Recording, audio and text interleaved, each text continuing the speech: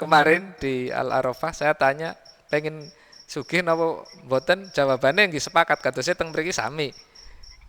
Sedaya pengen sugih. Ning kathah urusan. Ya pengen akeh akeh duitnya tapi sing ana wektune seniku.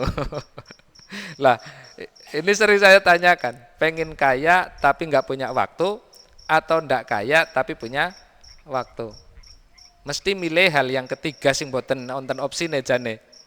Ya sugih yang duwe waktu ngaten nggih. Lah, kalau memang serius tentang hal ini, saya bisa referensikan. Semestinya memang begitulah Islam. Sebagaimana kalau Bapak Ibu masih ingat, kita pernah membahas beragama yang serius dari Hamim Ilyas, nggih, Bapak Ketua Majelis Tarjih kita. Beliau mengatakan beragama yang serius. Satu indikatornya yang nanti Allah akan karuniakan kepada kita, kita akan menjadi pribadi yang unggul. Yang kemudian diakhiri insya Allah kita akan mendapatkan sirotol mustaqim. Lah sirotol mustaqim ini apa? Lah ini sekilas saya menyegarkan kembali apa yang pernah kita bahas. Sirotol mustaqim menurut definisi dari Dr. Hamim Ilyas adalah jalan yang terpendek, jalan yang paling singkat, jalan yang paling terang. Dados mboten belak-belok, lurus mawon, sekeco, paling pendek, paling singkat untuk menuju tujuan kita, itu sirotol mustaqim. Lah kalau kita dikaruniakan sirotol mustaqim, maka semestinya kita geraknya sedikit, dapatnya banyak. Kalau wingi kata Suki saya memberikan satu contoh sirotol mustaqim dalam hal hafalan misal, nggih. Misal saya banyak mendengar semakin kita berumur tua itu sulit menghafal. Leres napa mboten niki? Oh leres. Nggih. Itu berarti secara umum nggih. Secara umum. Nggih. Nggih. Lah kalau memang Allah karuniakan kita sirotol mustaqim ketika kita berkeinginan menghafal Al-Qur'an niki nggih. Ini dimudahkan, jalannya pendek, waktunya nggak banyak terbuang.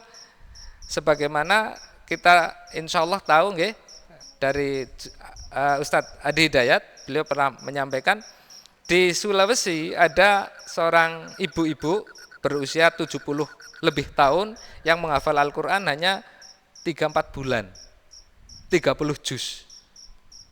Sementara kita ngafal seayat, menginjak ayat kedua, yang satu udah lupa. Ngaten nggih?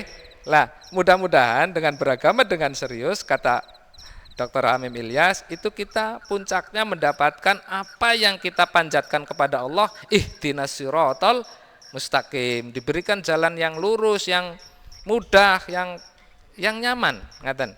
Lah, inilah kekuatan muslimin sehingga saya bisa mereferensikan kalau kita memang pengen kaya yang sekaligus punya waktu, kan contohnya onten nggih.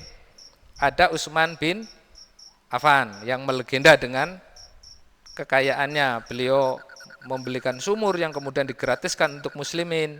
Kemudian ada Abdurrahman bin Auf, kemudian tokoh yang saya kagumi. Bukan artinya yang lain saya sebut tidak saya kagumi, tidak. Tapi saya secara spesial cukup mengagumi niku. Sinten Zubair, nggih. Zubair bin Awam. Zubair bin Awam seorang sepupu Nabi, nggih, sahabat Nabi yang sangat piawe mengelola kepercayaan umat. Nggih, wekdal semonten beliau mendapatkan julukan atau kunyah sebagai Al-Amin selepas Nabi. Jadi orang yang paling dipercaya selepas Nabi seda meninggal dunia. Itu Zubair bin Awam. Kalau mudanya menjadi panglima yang mintanya paling depan. Jadi sangat berani Zubair. Nah, beliau ketika Nabi wafat, Nabi meninggal dunia, beliau orang yang sangat dipercaya untuk menitipkan hartanya. Sebagaimana Nabi dulu nggih, Nabi kan istilahnya nggih tempat penitipan ngaten. Namun apa yang dilakukan Zubair? Beliau menjawab, saya tidak se-al-amin itu. Paling kalau memang kalian menitipkan hartanya ke saya, izinkan akadnya utang. Bukan akad titip. mbok nganti engko nyong nganggo kados niku. Jadi akadnya semuanya itu hutang. Maka memang sejarah mencatat Zubair itu sahabat Nabi yang paling banyak utangnya. Karena memang prosesnya seperti tadi, nggih. Ya wis kita titipan jenengan bodoh lah, akad utangnya kena misal. Nah, jadi Madinah itu banyak para sahabat yang menitipkan hartanya ke Zubair bin Awam. Namun Masya Allah karena kepiawaian beliau itu luar biasa. Harta yang dititipkan tadi itu menjelma menjadi harta yang barokah. Jadi justru nopo digandakan, dilipat gandakan nggih, harta yang dititipkan itu. Sehingga dalam satu sejarah juga disampaikan ketika beliau wafat mengutus anak pertamanya itu membagi harta warisannya tidak hanya untuk keempat istri, dan kalau tidak salah, mohon maaf kalau nanti salah saya akan revisi, itu ke-14 anaknya. Kalau Abdurrahman bin Auf 22 anaknya. Jadi yang sedikit itu zaman kita, okay? Termasuk kulo wong setunggal misal. Kalau dulu banyak-banyak ini.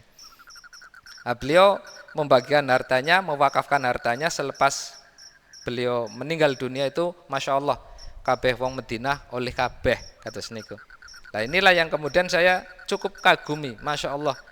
Kalau kita hidup kemudian kekayaan bisa mengalir, nggih, maka insya Allah tidak ada semestinya orang Islam yang miskin. Maka saya katakan kalau pengen waktu nekata, sholatnya jamaah teng masjid, enggak sibuk, tapi harta melimpah, nggih, pilihannya kirang langkung yang saya sebut tadi. Ada Utsman bin Affan, ada Abdurrahman bin Auf, cara mengelola harta, mengembangkan hartanya bagaimana, itu bisa kita tadaburi kisahnya. Kesalahan kita, nggih, nun sewu, ngapunten sanget, ini untuk kita kemudian memperbaiki diri dan generasi ke depan. Mudah-mudahan kita tidak salah mengkudwah anak kita, tidak salah memberikan tauladan untuk anak-anak kita. Kalau kamu pengen gini, oh ini seperti itu, nggih. Misal nun sewu sanget, saya bercerita ke anak saya karena anak saya tangannya napa radi ngratil, nggih, seneng gambar-gambar, seneng yang kreativitas lah. Maka tentu saya akan dekatkan kepada kudwah yang menurut saya baik. Beliau adalah Zainab binti Jahsh, nggih, istri Nabi yang mulia, yang Masya Allah dengan keahliannya, dengan keterampilannya, beliau itu gunakan untuk membantu Zainab satunya lagi. Sinten istri Nabi? Kan ada dua Zainab. Zainab binti Jahsh, Zainab binti Kelalen, Huzaimah, nggih. Umul masakin. Ibunya orang-orang miskin. Jadi dua Zainab itu berkolaborasi. Yang satu punya duit kasih ke yang punya hati. Istilah hatinya itu mudah sekali sedih, tersentuh ketika melihat orang-orang miskin. Maka beliau kunyahnya Umul Masakin, ibunya orang-orang miskin. Lah, dengan keahlianmu yang penting kamu bermanfaat. Dengan pangkatmu yang penting kamu bermanfaat. Jadi tujuan Islam adalah khairunas anfa'hum linas itu. Makanya ada kesolehan pribadi, ada kesolehan juga sosial. Kinten-kinten ngaten nggih, tujuan goalnya itu ke situ.